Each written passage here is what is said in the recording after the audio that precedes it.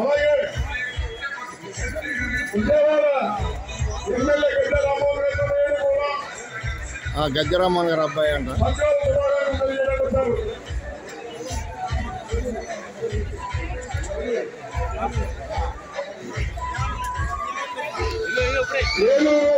parliament సభ్యులు